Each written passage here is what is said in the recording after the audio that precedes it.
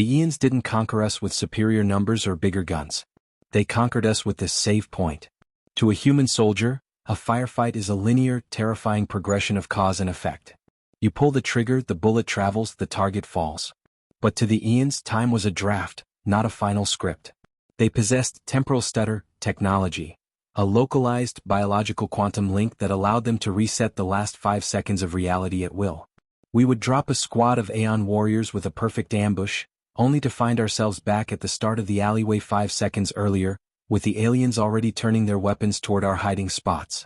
They were perfect soldiers because they could fail 1,000 times and simply undo the mistake until they got it right. To them, we were just slow-moving targets in a game they had already won. The fall of Washington, D.C. was a masterclass in temporal horror. Our tanks would fire, the shells would impact, and then, shiver. A glitch in the air, a sickening feeling in the gut, and the shell was back in the barrel, while the Aeon walkers had already shifted 5 meters to the left. Our generals went mad trying to command troops who were being slaughtered by enemies who knew their every move because they had already lived it. The Aeons viewed us as linear cattle, trapped in the slaughterhouse of a single, unchanging timeline. But the Aeons made a fundamental error in quantum physics. They assumed that if they reset the universe, they reset the observer. They didn't account for the anchor effect. We created the first temporal response wing, the Chronos-Anchors. We don't use time machines. Time travel is a paradox. It's messy. Instead, we use stasis rigs, heavy shoulder-mounted stabilizers that generate a linear pocket. When the Aeons reset the world, the stasis rig holds our consciousness and our physical matter in a fixed state. To the rest of the world, time rewinds. To us, we stay exactly where we were, remembering every second of the deleted timeline. We are the glitches in their perfect game. We are the only soldiers in the galaxy who can outweight a god. I am Specialist Kalen Ghost Reed. My stasis rig is currently humming at 95% capacity, and I have lived the last 5 seconds exactly 412 times. And I am about to kill the man who thinks he's immortal. The mission was the infiltration of the Ethel Clock, the massive spire in the center of the occupied ruins of London. The spire wasn't just a headquarters, it was the primary temporal hub for the Aeon fleet. If we could break the main Weaver Prime, their ability to stutter would collapse across the entire sector. Rig sync at maximum. Drop into the loop, I whispered. The liquid dampeners in my suit hissed, preparing for the mental strain of the anchor effect. Anchor 2, Sarah. Ready? I can feel the itch in my brain, Kale. They're stuttering every 3 seconds now. They know we're inside. Anchor 3, Jax. I've got 3 ghosts on my left. My rig is holding. Let's break the cycle. We breached the spire's central atrium. It was a cathedral of shifting gold and translucent glass, where gravity seemed to be a suggestion rather than a law. Immediately, a squad of Aeon Time Weavers emerged. They were terrifying, spindly creatures, their bodies wrapped in ribbons of golden energy that vibrated with the sound of 1,000 ticking clocks. They saw us. They fired. I rolled to the left, my twin linear pistols, barking as I sent 2 high-velocity tungsten rounds into the lead Weaver's chest. The alien's golden ribbons flared and then, shiver. The world glitched. The shards of glass I had just stepped on were back on the floor. The muzzle flash from my gun vanished. The Aeon I had just shot was standing perfectly still, unharmed. But because of my stasis rig, I was still 10 feet to the left, exactly where I had ended my roll. The Aeon turned its head, its eyes wide with a very human-like confusion. In its timeline, it hadn't even seen me move. I was just there, suddenly 10 feet away from my starting position. My turn, I growled. I fired again. Boom. The round took the Weaver in the throat. It tried to stutter again. Shiver. The glitch happened, but I didn't move. I kept my aim steady. Every time the alien reset the world, I used those 5 seconds to adjust my trajectory, to predict its next undone move. To the Aeon, I was a teleporting nightmare.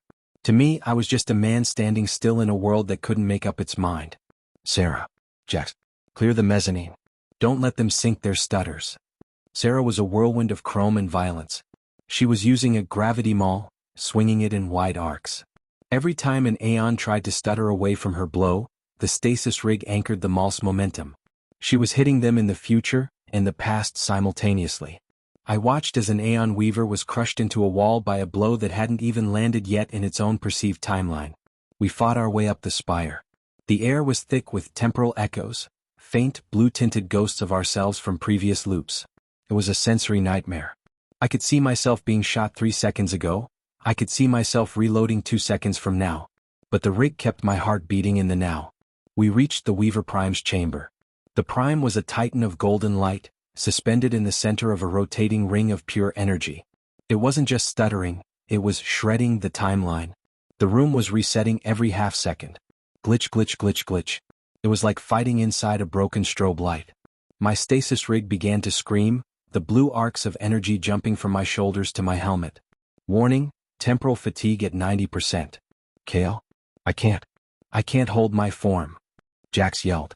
His body was starting to flicker, becoming translucent as the Prime tried to erase his physical presence from the timeline. Anchor yourselves to me. Chain the rigs. Sarah and Jax grabbed my harness. We became a single, solid point of linear reality in a sea of temporal chaos. We were a rock in a river of liquid time. The Weaver Prime roared, a sound that was a mix of a bell tolling and a digital scream. It focused all its energy on us. It tried to reset the world back to the moment we entered the spire, to undo the last 30 minutes of the war. I felt the pressure. It felt like my skin was being pulled in 2 different directions. My nose began to bleed, the blood floating in the air before snapping back into my nostrils as the world stuttered. Not today. I didn't fire my gun. I reached into my belt and pulled out the Chronos grenade, a device that didn't explode with fire but with absolute now. I threw the grenade directly at the Prime's central energy ring. The Prime saw it. It stuttered. Shiver. The grenade was back in my hand. I threw it again. It stuttered. Shiver. I threw it a 3rd time, but this time I timed it. I didn't throw it at where the Prime was.